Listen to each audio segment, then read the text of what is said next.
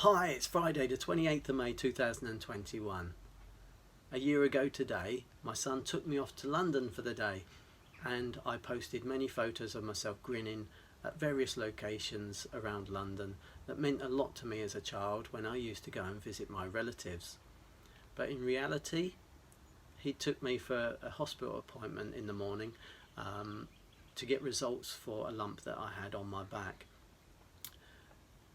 Because of COVID, I was taken into the consultation room on my own and sat down to be told that I had cancer and that it had to be taken out quickly for fear of it spreading to my lungs. It was the worst birthday of my life. It was fucking shit. Over the last 12 months, I've had many times where I was lonely and sad and frightened and scared and in utter despair at times. I'm a happy-go-lucky person most of the time. I'm positive, I'm optimistic, but living alone during COVID and lockdown and being furloughed and having a cancer diagnosis was pretty tough to keep positive all the time. So especially in the evenings, it was very difficult, and those horrible thoughts went through my head about what if the worst case happens. But I'm very proud to say, not that I survived cancer, but that I know how to survive life. I've learned a lot.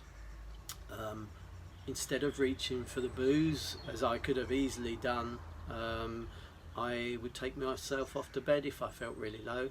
8 o'clock in the evening, I remember sometimes I'd just go to bed because I knew in the morning I'd feel better. I always feel better in the mornings. I've got more energy, I want to do things, and I can honestly say the wildlife around me, where I live, really did help. First thing I do in the morning is feed the birds, and set up my cameras and my video cameras as well,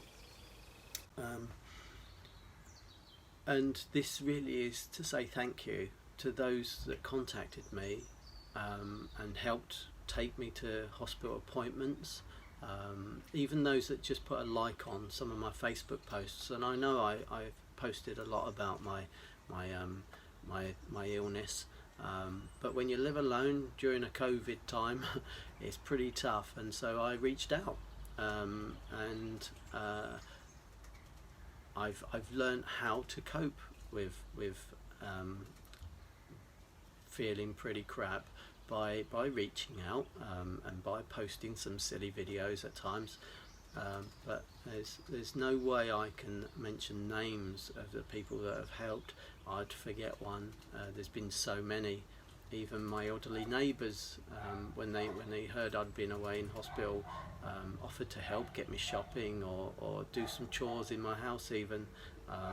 It's been very humbling.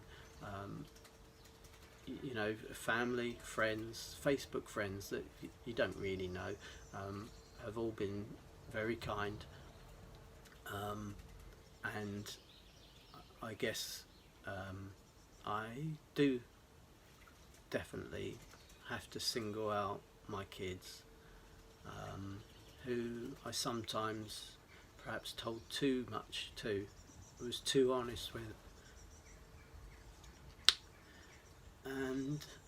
and also have to mention my grandkids, because in my darkest times it was them that kept me going.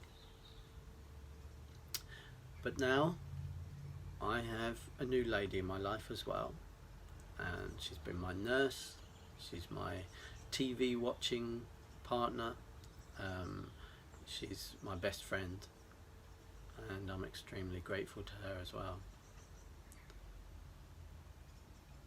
I'll be posting more happy posts in the future,